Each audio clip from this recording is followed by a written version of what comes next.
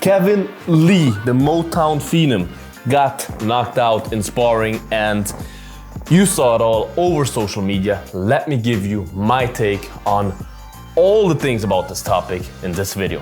Hello and welcome to Bloodsport MMA. Assalamu alaikum.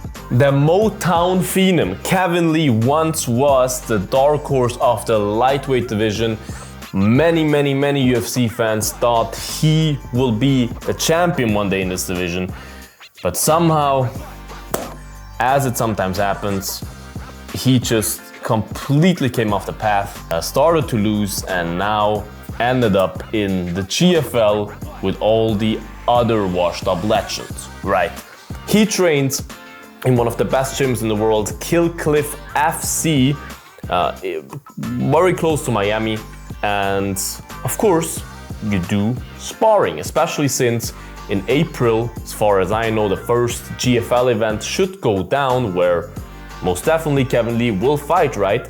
You obviously are training, you obviously are sparring. Now, there are different types of sparring. There is normal sparring. Every gym is a little bit different with that term, but normal sparring is like you don't go full, you pull your punches a little bit, you know what I mean? You don't try to crack your training partner, you're not going full force. And of course, there is also hard sparring. I'm not too big of a fan of that because I just think it just gives you CTE. Most fighters get most of the brain damage in the gym because they just think it's smart to just brawl all the time in the gym. And of course, every now and then in the beginning stages of your career, you need some hard sparring just to get used to that flow, get used to someone really trying to hurt you. I'm gonna slam you like I did my student, I broke his fucking rib. But especially for a guy like Kevin Lee, I do not believe that is anywhat smart. I do not believe you should spar hard, right? There's two different types of sparring. And of course, in the hard sparring, it can happen that you get cracked. Yes, I knock him out. You knock him out? Yeah. It can 100% happen in an exchange where, I don't know, you try to, he throws a jab and the kick behind it, you try to slip the jab and the kick comes. Of course it can happen, 100%. First rule for sparring is you do not film sparring, especially with the professional fighters, unless the fighter himself wants to film it to later review it with his coach to learn from the mistakes, whatever, right? But as a third-party person, as a person who's just in a training room who didn't get any task from the fighter to, hey, please film me, you should not be filming. That's why also at Extreme Couture, for example, there is a big sign that during pro sparring, no filming allowed. That's how it should be. It's also a respect thing, in my opinion. And the second rule is what happens in sparring or in training stays in training. If you get injured during training camp, that stays in the gym. No one should tell that to anyone. No one needs to know that. If you get knocked out in training, no one needs to know that. It does not need or should not leave the gym. And obviously those two rules together, the footage that is filmed in there should not be published, obviously, right? It should not, especially, as I said, no one gave you a task to film, plus something happened that's a double no-no to post that sparring footage. And some scumbag published that training footage because Kevin Lee on his Twitter made it clear that he did not want that to be filmed or published. So a little scumbag filmed and published it to get some clicks. That's gross. But it was also interesting to see, even though, as I said, I completely disagree that is even on the internet, but I disapprove 100%. Since it is on the internet, it is pretty interesting to see, and I have one or two takes on that. Because now we got that out of the way with if it even should be filmed and stuff, what happened there? To me, I wasn't there, but it did not look like one of those hard sparring sessions. It looked like a normal sparring session because what you have to see, what is very important in this clip is, it is not just, as I mentioned in the beginning, for an example, that you throw a combination, he just somehow tries to slip but then gets caught by the kick you hide behind the punch, whatever, like, or in some crazy exchange where you both try to brawl and whatever, and one just gets clipped. That's no problem. Of course it's bad, but that happens, especially during hard sparring. No problem, mate, yeah? No fucking problem. But in this clip, you see Kevin Lee jumps for a flying knee and pulls it mid-air, which tells you it's definitely not a hard sparring session or a agreed consensus hard sparring, right? Because he pulls his knee.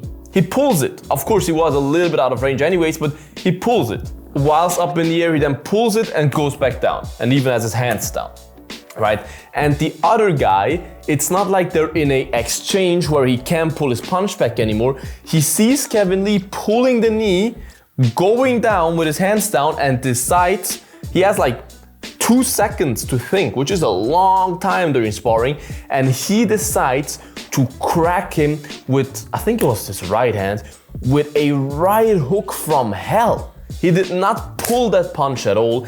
He clearly saw how open Kevin Lee is in this situation. He clearly saw Kevin Lee pulled his knee. He's completely open now, and he decided to be a scumbag, use that situation, and boom, crack him. Grab him with the scruff of the chest and slap that little nose off him, yeah? Especially, he's a scumbag, especially since he's a professional fighter. His name is Mirali Huseynov, and he's a 9-3 professional mixed martial artist, fights at A1 Combat, which is the organization of Uriah Faber, that's also in UFC Fight Pass as far as I know. And of course, you can always give everyone the benefit of the doubt that he was just in the mode, he was in the zone, he